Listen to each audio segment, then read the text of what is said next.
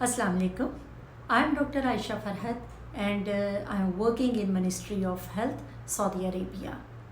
अगर अब तक आपने इस चैनल को सब्सक्राइब नहीं किया तो ज़रूर करें और बेल आइकॉन को प्रेस करें। और अगर आपका कोई ऐसा प्रॉब्लम है जिस पे आप ये चाहते हैं कि मैं आपको इजी लैंग्वेज में एक्सप्लेन करूं, तो आप वो कमेंट सेक्शन में लिख सकते हैं। अभी मैंने अपनी फर्स्ट वीडियो में आपको बहुत ही डिटेल के साथ एक्सप्लेन किया है कि ऐसी कौन सी इंडिकेशंस होती हैं जिनके लिए जो है इलेक्टिव सीएस को प्लान करना पड़ता है। मतलब ये कि ऐसी कौन सी वजूहात हैं कि जिनमें नॉर्मल डिलीवरी का जो ट्रायल होता है वो बहुत ही ख़तरनाक हो सकता है या वो पॉसिबल ही नहीं होता, तो उनके लिए जो है वो elective CS is a very good suitable option. तो जो अब टॉपिक है हमारा वो है कि ऐसी और कौन सी वजूहात हैं जिनकी बिना पे मतलब एमरजेंसी सीएस करना पड़ता है। ज़्यादातर एमरजेंसी सजेरियन जो होते हैं वो उन्हीं पेशेंट में होते हैं जो लेबर प्रोसेस से गुजर रही होती हैं। तो हम वन बाय वन ऐसी तमाम सिचुएशंस को जो है वो डिस्कस करते हैं जिनके लिए हमें फौरी तौर पे जो है वो एमरजेंसी सीएस जो है वो करना पड़ता है। ब्लीडिंग चाहे प्रेगनेंसी के किसी भी हिस्से में मतलब देखी जाए, हमेशा ये एक अलार्मिंग कंडीशन होती है। लेकिन अगर खुदा न खास्ता पेशेंट जो है वो लेबर के प्रोसेस से गुज़र रही है, ठीक है, और उसमें अगर नंबर 1 उसमें हिस्ट्री है एक प्रीवियस सजेरियन सेक्शन की, तो ऐसे पेशेंट के लिए फौरी तौर पे जो पहली रीज़न माइंड में आएगी इस ब्लीडिंग की वो होगी कि जी यूट्रस जो है वो शायद फट गया है, क्योंकि वी बैक में इसके चांसेस जो हैं वो हो सकते हैं। और हमेशा उसके जो साइन नज़र आएंगे वो ये होंगे कि एक तो ब्लीडिंग स्टार्ट हो जाती है, उसके साथ अक्सर ये होता है कि पेशेंट के जो यूरिन में जो है वो भी ब्लड आना शुरू हो जाता है। और जो सबसे कॉमन जो साइन और सबसे पहले जो देखा जाता है या ब्लीडिंग के साथ साथ जो देखा जाता है वो ये है कि चूँकि ऐसे पेशेंट की बहुत रेगुलर मॉनिटरिंग हो रही होती है बाय सीटीजी मशीन। सीटीजी के बारे में मैं आपको पहले भी बता चुकी हूँ कि ये एक मशीन में जो एक पेपर चल रहा होता है जिसमें बच्चे की दिल की जो धड़कन है वो रिकॉर्ड में आ रही होती है। तो होता क्या है कि जब भी अंदर कोई गड़बड़ होती है, सबसे पहले जो वो एक सीक्वेंस में दिल की धड़कन का जो पैटर्न ऊपर हार्ट रेट आ रहा होता है वो फौरी तौर पे डिस्टर्ब होता है और एकदम वो हार्ट रेट जो है वो ड्रॉप हो जाता है। पेशेंट की ब्लीडिंग नज़र आ रही होती है और जो फीटस की जो कार्डिक एक्टिविटी है, दिल की धड़कन, वो डूबती हुई नज़र आ रही होती है। तो ऐसी सिचुएशन में फौरी तौर पे जिसको कैटेगरी 1 सीएस जो विदिन 30 मिनट के अंदर अंदर हो जाना चाहिए वो करने की ज़रूरत होती है। ये तो इमरजेंसी सीएस का वो सिनेरियो मैंने आपके साथ डिस्कस किया जिसमें पेशेंट का पहले एक ऑपरेशन हो चुका है, लेकिन अगर कोई ऐसी हिस्ट्री नहीं है तो भी ब्लीडिंग हो सकती है और उसकी रीज़न बनती है प्लेसेंटल अब्रप्शन कि ड्यूरिंग लेबर प्रोसेस जो प्लेसेंटा है वो यूट्रस की वॉल से जो है वो सेपरेट होना शुरू हो जाता है। वो पार्शली मतलब थोड़ा सा सेपरेट होता है या कम्प्लीटली, तो ये भी एक बहुत ही पेनफुल और उसके साथ साथ एक बहुत ही डेंजरस कंडीशन मदर की लाइफ के लिए भी और बेबी के लिए भी। मदर में ये है कि एक्सेसिव ब्लीडिंग बहुत ज़्यादा होने के भी रिस्क हो सकते हैं और चूँकि अंदर ही ब्लीडिंग ये सब हो रही है तो वो बच्चे में बाद में बहुत सारे प्रॉब्लम सांस वगैरह के या कुछ भी ऐसे वो पैदा कर सकती है। तो जो प्लेसेंटल अब्रप्शन है ये भी एक बहुत ही कॉमन इंडिकेशन है इमरजेंसी सजेरियन की। थर्ड इंडिकेशन है कॉर्ड प्रोलैप्स। ये भी कंडीशन जो है ऐसे पेशेंट में मोस्टली देखी गई है कि जिसमें एक तो ये कि मेल प्रेजेंटेशन है, मतलब बच्चे का जो हेड है वो डाउन नहीं है, नॉर्मल पोजीशन में नहीं है। तो ऐसी कंडीशन में कॉर्ड प्रोलैप्स, अगर खुदा न खास्ता वाटर बैग जो है वो अगर फट जाता है तो उसमें हाईली रिस्क हो जाता है कॉर्ड प्रोलैप्स का। तो उसमें जब एग्जामिन करते हैं या अक्सर बाहर ही तो कॉर्ड नज़र आ जाती है।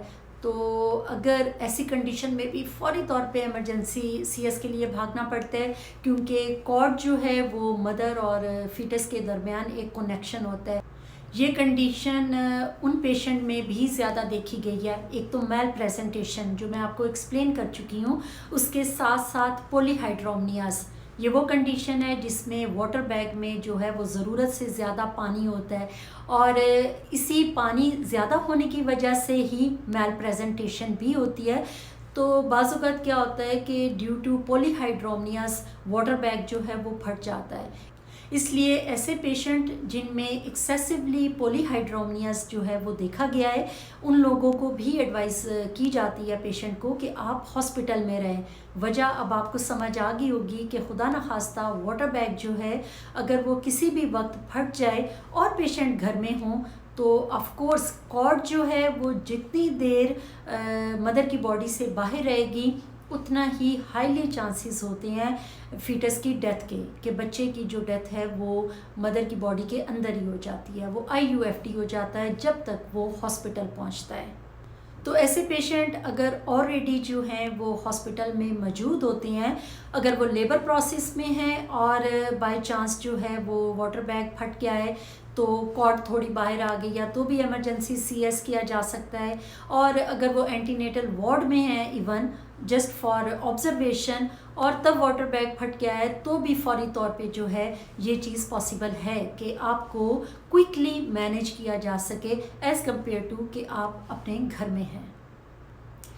कॉर्ड प्रोलैप्स के बाद जो एक और इम्पॉर्टेंट रीज़न है इमरजेंसी CS की, उसे हम कहते हैं कलेक्टिवली उसे कहते हैं फीटल डिस्ट्रेस। मतलब ऐसी तमाम कंडीशंस जिसमें हमें ये पता चल रहा हो कि जो बेबी है वो ख़तरे में है, रिस्क में है। तो जैसे कि नाम से ही पता चल रहा है फीटल डिस्ट्रेस, तो इसका जो एक मेजर सोर्स होता है कि हमें कैसे पता चलता है कि जो बेबी है वो इन स्ट्रेस में है, डिस्ट्रेस है, वो ऐसे होता है। नंबर 1 तो वो CTG से पता चलता है कि दिल की धड़कन जो है वो अक्सर नॉर्मल से या तो वो बहुत कम होना शुरू हो जाती है और कंटिन्यूसली अगर वो ड्रॉप होती जाती है जिसे हम कहते हैं ब्रेडिकार्डिया। तो अगर प्रोलॉन्ग ब्रेडिकार्डिया जो है वो CTG पे आना शुरू हो जाए तो फौरी तौर पे इमरजेंसी CS जो है वो करना पड़ता है। उसके अलावा कुछ और तरह की अबनॉर्मेलिटीज़ भी CTG पे आती हैं जिसे कहते हैं फॉर एग्ज़ाम्पल टैकीकार्डिया, कि उसमें जो दिल की धड़कन है वो नॉर्मल से ज़्यादा होती है। लेकिन उसका क्या होता है कि उसको ऑब्ज़र्व किया जाता है कि अगर तो वो मुसलसल ही ज़्यादा होती जा रही है, ठीक है, उसको ठीक करने की भी कोशिश की जाती है कि पेशेंट को IV फ्लूइड दिया, उसकी पोजीशन चेंज की, हर तरीका करके देख लिया, लेकिन अगर वो दिल की धड़कन जो है वो नॉर्मल पैटर्न पे वापस नहीं आती तो भी इस CTG फाइंडिंग की वजह से डायग्नोसिस जो है वो बनती है फीटल डिस्ट्रेस और इमरजेंसी CS के लिए उसको लेके जाया जाता है। इसके साथ साथ क्या होता है कि अगर CTG की फाइंडिंग्स ख़राब हैं, साथ में क्या होता है वाटर बैग भी फट गया है, लेकिन क्या होता है कि जो लाइकर जो पानी निकला है उसका जो कलर है वो बिल्कुल अबनॉर्मल होता है। मतलब ये कि वो डार्क ग्रीन। तो आपने बहुत दफ़ा सुना होगा कि अगर पूछें कि जी अच्छा ऑपरेशन क्यों हुआ तो जवाब मिलता है कि बच्चे ने अंदर पोटी कर दी थी। तो ये जो ग्रीन कलर का मिकोनियम स्टेन्ड लाइकर है ये भी इमरजेंसी CS की एक मेजर इंडिकेशन है और इसके लिए भी जो वर्ड यूज़ किया जाता है वो है फीटल डिस्ट्रेस। तो ड्यूरिंग ऑपरेशन बाज़-औक़ात हमें वो वजूहात देखने को मिलती हैं कि CTG पे फाइंडिंग्स जो हैं वो क्यों ख़राब आई थी। उसमें ये सब कुछ भी नज़र आ रहा होता है कि अंदर बाज़-औक़ात ब्लीडिंग हुई होती है जो कि विजिबल नहीं होती, प्लेसेंटा जो है वो थोड़ा सा सेपरेट हो चुका होता है, या ये कि फुल लाइकर जो है वो ग्रीन कलर का होता है। कॉर्ड अराउंड द नेक, मतलब वो जो कॉर्ड होती है वो बच्चे की गर्दन के इर्द गिर्द एक से ज़्यादा दफ़ा, तो वो क्या होता है कि बाज़-औक़ात ड्यूरिंग लेबर वो स्ट्रेच होती है, तो जैसे गला घुट सा जाता है, तो इस तरह का। तो ऐसे भी जब बेबी ऐसे स्ट्रेस से गुज़र रहा होता है, जो कि अल्लाह की कुदरत है कि हमें तो इस चीज़ का नहीं पता चल रहा होता, लेकिन आजकल की ये जो एडवांस टेक्नोलॉजी है जो कि CTG मशीन मुझे ये नहीं पता कि ये चीज़ें पाकिस्तान में अब तक कितनी कॉमन है, बट माशाल्लाह सऊदीया के सेटअप में ये बहुत ज़्यादा कॉमन है।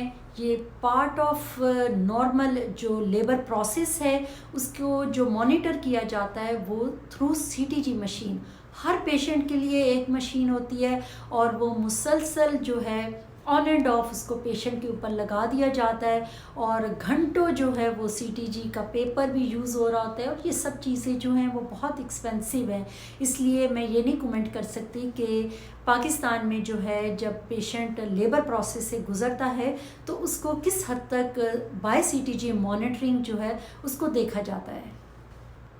इसके अलावा कुछ सिनेरियोज़ ऐसे भी होते हैं, कुछ सिचुएशंस ऐसी होती हैं जिनमें फ़ौरी तौर पे इमरजेंसी सीएस करना पड़ता है। फॉर एग्ज़ाम्पल जो पेशेंट हैं वो जब आती ही हॉस्पिटल में इन लेबर हैं तो उनका फ़ौरी तौर पे पता चलता है कि जी ये नॉर्मल पोजीशन नहीं है, किसी और तरह की मेल प्रेजेंटेशन है जिसमें ब्रीच भी हो सकती है, ट्रांसफर्स वगैरह भी।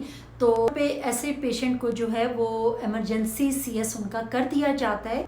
इसी तरह ही ब्रीच प्रेजेंटेशन से रिलेटेड एक और सिनेरियो है, वो ये है कि जब कुछ ख़वातीन जिनमें ट्विंस प्रेगनेंसी होती है और पहला कफेलिक मतलब नॉर्मल उसकी पोजीशन है और पेशेंट भी मल्टीपैरस है, मतलब उनके पहले से बच्चे हैं, तो ऐसी पेशेंट जो होती हैं वो काफ़ी सूटेबल कैंडिडेट होती हैं कि वो नॉर्मल डिलीवर हो जाएंगी।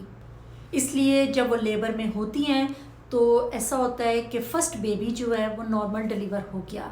ज़्यादातर केसेस में सेकंड बेबी जो है वो डिलीवर हो जाता है नॉर्मली, लेकिन अक्सर औकात इमरजेंसी सिजेरियन की जो एक इंडिकेशन है वो जो ट्विंस हैं जिनमें फ़र्स्ट तो डिलीवर हो गया लेकिन सेकेंडली वो इस तरह कुछ पोजीशन चेंज कर लेता है फ़ौरी तौर पे, क्योंकि लेबर प्रोसेस चल रहा है, एक बेबी निकल गया है, यूट्रस कॉन्ट्रैक्ट कर रहा है, तो ये एक बड़ा ही एक क्रिटिकल टाइम पीरियड होता है पेशेंट मैनेजमेंट में। उसमें अगर खुदा न खास्ता पेशेंट की कोई ये जो फीटस की पोजीशन चेंज हो गई है और वो नॉर्मल डिलीवरी के उसके चांसेस नहीं रहे तो अक्सर औकात कम होता है लेकिन होता ज़रूर है। ऐसे पेशेंट को भी as a indication breech for second twins उनको भी इमरजेंसी सिजेरियन के लिए लेके जाया जाता है।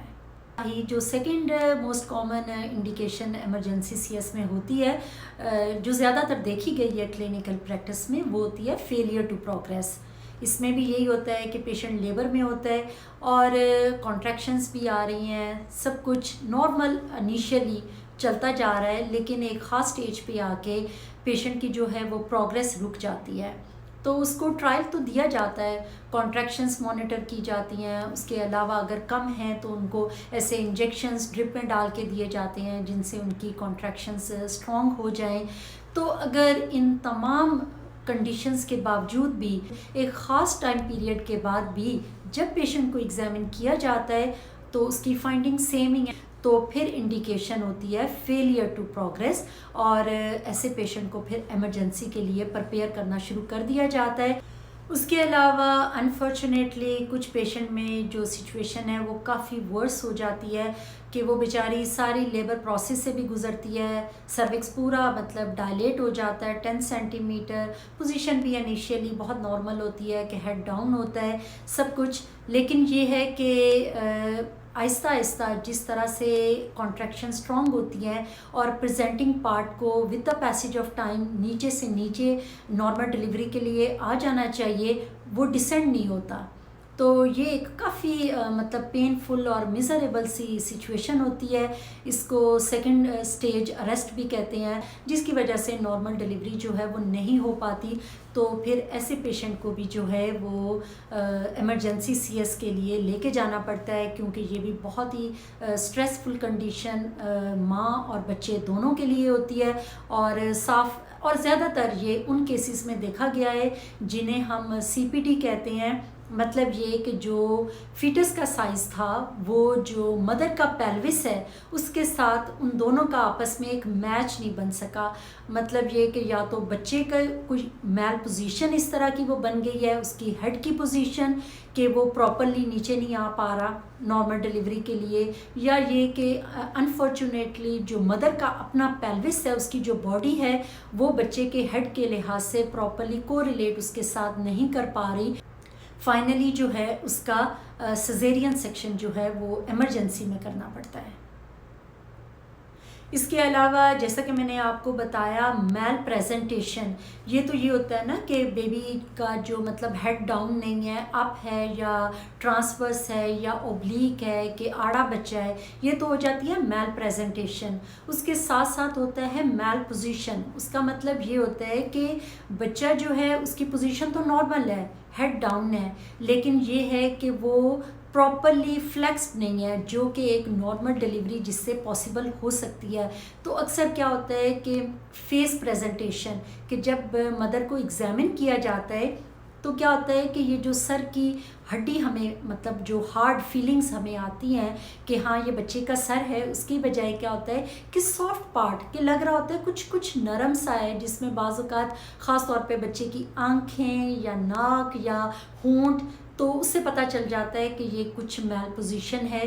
तो ज़्यादातर ये फेस प्रेजेंटेशन इसको कहते हैं। कि कुछ में थोड़ी बहुत लेबर प्रोसेस से बाज़ औक़ात बेबी का हेड जो है वो प्रॉपरली थोड़ा ज़्यादा फ्लेक्स हो जाता है तो नॉर्मल डिलीवरी हो जाती है, लेकिन बहुत रेयर होता है ये भी।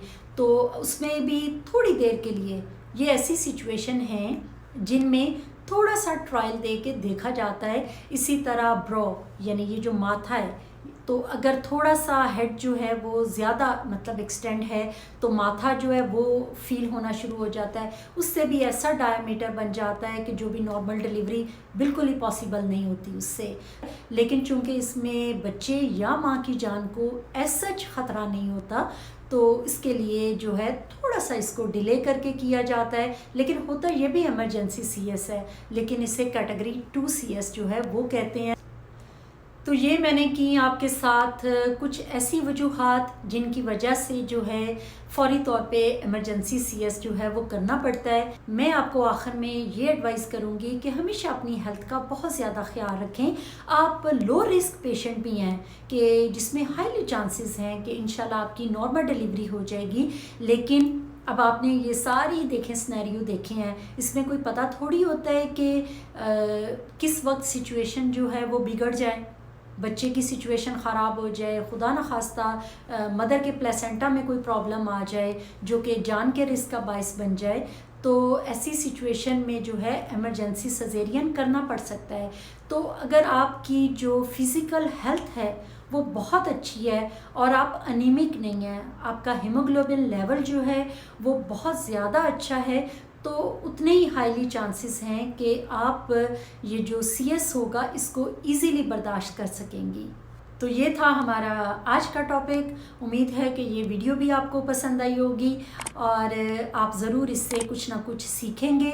और जो मैंने आपको कुछ जर्नल इंस्ट्रक्शंस दिए हैं रिगार्डिंग टू योर हेल्थ, आप उसको भी फॉलो करने की कोशिश करेंगे। आपका ये कॉन्सेप्ट एटलीस्ट बहुत क्लियर हो गया होगा कि हाँ वाकई किसी भी वक्त कुछ भी हो सकता है, तो मुझे अपनी सेहत का खुद ख्याल रखना है।